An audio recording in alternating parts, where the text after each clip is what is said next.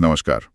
आज हम भगवद गीता के पहले अध्याय अर्जुन विषाद योग इसके शुरुआती श्लोकों पर मतलब श्लोक 2 से 11 तक थोड़ी गहराई से बात करेंगे। हाँ। हमारा जो श्रुत है अर्जुन विषाद योग युद्धभूमि का सैन्य विवरण, वो बताता है कि ये श्लोक अर्जुन के वो जो मशहूर विषाद है उससे ठीक पहले के हैं। बिल्कुल, एकदम अहम क्षण। तो आज हमारा मकसद है कि युद्ध शुरू होने से ठीक पहले की जो सैन्य व्यवस्था थी और खासकर दुर्योधन क्या सोच रहा था उसे समझें। हाँ, ताकि अर्जुन के आने वाले उस भावनात्मक उथल-पुथल की जमीन तैयार हो सके। सही।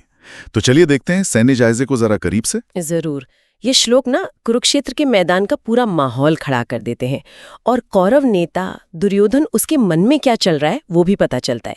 ये समझना इस महाकाव्य के लिए बहुत जरूरी है। तो कहानी शुरू होती है संजय से। वो धृतराष्ट्र को आंखों देखा हाल सुना रहे हैं ना। हाँ, दिव्य दृष्टि से। तो श्लोक 2 में संजय बताते हैं कि कैसे दुर्योधन ने पांडव सेना को देखा व्यू रचना में, और फिर वो सीधे अपने गुरु द्रोणाचार्य के पास गया। और फिर श्लोक 3 से लेकर 6 तक वो द्रोण से बात करते हुए पांडव सेना की ताकत गिनवाता है।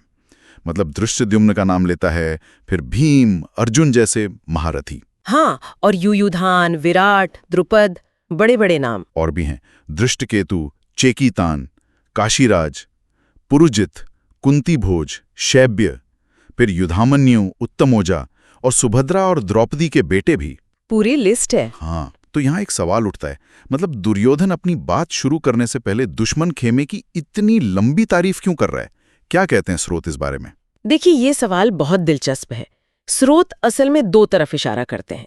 एक तो ये कि भाई ये शायद दुर्योधन की अपनी अंदरूनी घबराहट हो। अच्छा। हाँ, मतलब वो असुरक्षित महसूस कर रहा हो और ऊपर से बहादुरी दिखा रहा हो। दुश्मन की ताकत बताकर वो शायद अपनी चिंता ही जाहिर कर रहा है अनजाने में। ये एक पहलू हो सकता है। और दूसरी संभावना ये है कि ये एक सोचा समझा कदम हो। मतलब अपनी सेना को ये बताकर कि देखो दुश्मन कितना मजबूत है, वो उन्हें उकसारा हो कि भाई हल्के में मत लेना, ज्यादा जोश से लड़ो। बिल्कुल। तो ये या तो उसकी असुरक्षा है या फिर एक मनोवैज्ञानिक चाल। दोनों ही बातें उसके मन की हालत दिखाती हैं। तो ये सिर्फ एक लिस्ट नहीं है, बल्कि इसके पीछे या तो रणनीति है या मनोविज्ञान। अच्छा, इसी बातचीत में आगे बढ़ते हुए श्लोक 7 से 9 में दुर्योधन फिर द्रोणाचार्य से कहता है, अब जरा अपनी तरफ के जो खास योद्धा हैं उन्हें भी जान लीजिए। हाँ, अब वो अपनी टीम की बात कर रहा है। और इसमें वो द्रोण का नाम लेता है, फिर पितामह भीष्म, कर्ण, कृपाचार्य, अश्वत्थामा, विकर्ण और भूरिश्रवा का भी।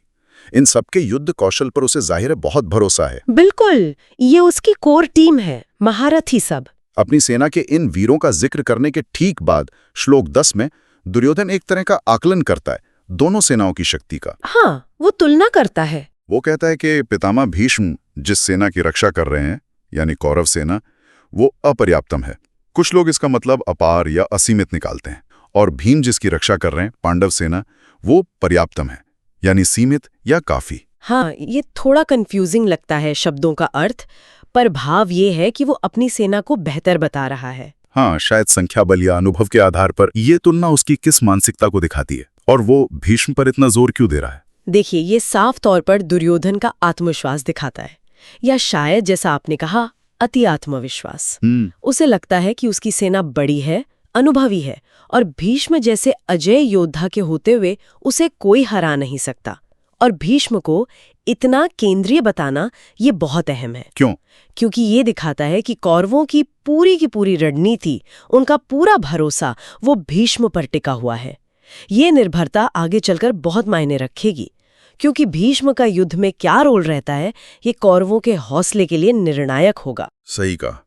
और फिर देखो अगले ही श्लोक में 11वें में वो अपनी सेना को आदेश भी देता है। जी। कहता है कि सब अपने अपने मोर्चों पर डटे रहो और चारों तरफ से सिर्फ भीष्म की रक्षा करो। हाँ, मतलब पूरी सेना का फोकस भीष्म पर। तो ये जो पूरी कवायद है, पहले दुश्मन की लिस्ट, फिर अपनी लिस्ट, फिर तुलना, फिर भीष्म की रक्षा का आदेश, इस पर इतना जोर क्यों?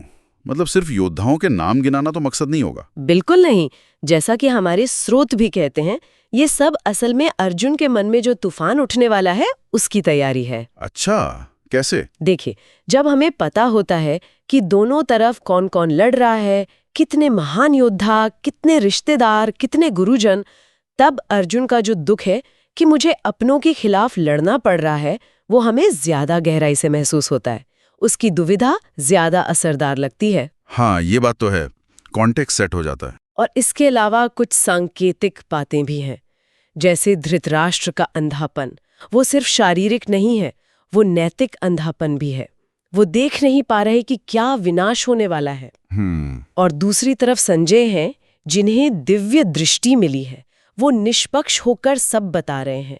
ये सत्य और धर्म के नजरिए को दिखाता है। तो ये सिर्फ नामों की गिनती नहीं है, ये कहानी के नैतिक पहलू और किरदारों के इरादों को समझने की चाबी है। बहुत बढ़िया। तो अगर हम संक्षेप में कहें, गीता के पहले अध्याय के ये शुरुआती श्लोक 2 से 11 हमें युद्ध के मैदान का एक खाका देते हैं। हाँ। और अर्जुन का विषाद सामने आने से ठीक पहले दुर्योधन की रणनीतिक सोच और शायद उसकी कुछ छिपी हुई चिंता भी हमें दिखाते हैं। बिल्कुल सही कहा। और मुख्य बात यह है कि ये जो शुरुआती तैयारी है, ये जो योद्धाओं की गिनती है और ये जो शक्ति का आकलन है, इसको समझना अर्जुन के आने वाले नैतिक संकट के असर को कई गुना बढ़ा देता है। ये दिखाता है कि पहला तीर चलने से बहुत पहले ही मैदान में सिर्फ सेनाएं नहीं थीं, बल्कि इंसानी जज्बात थे, रिश्ते थे और बहुत कुछ दांव पर लगा हुआ था। बहुत खूब।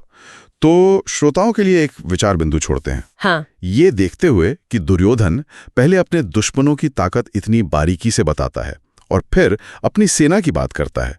युद्ध शुरू होने से ठीक पहले ये चीज नेतृत्व और आत्मविश्वास के बारे में क्या इशारा करती है, खासकर तब जब सामने चुनौतियां बड़ी हों।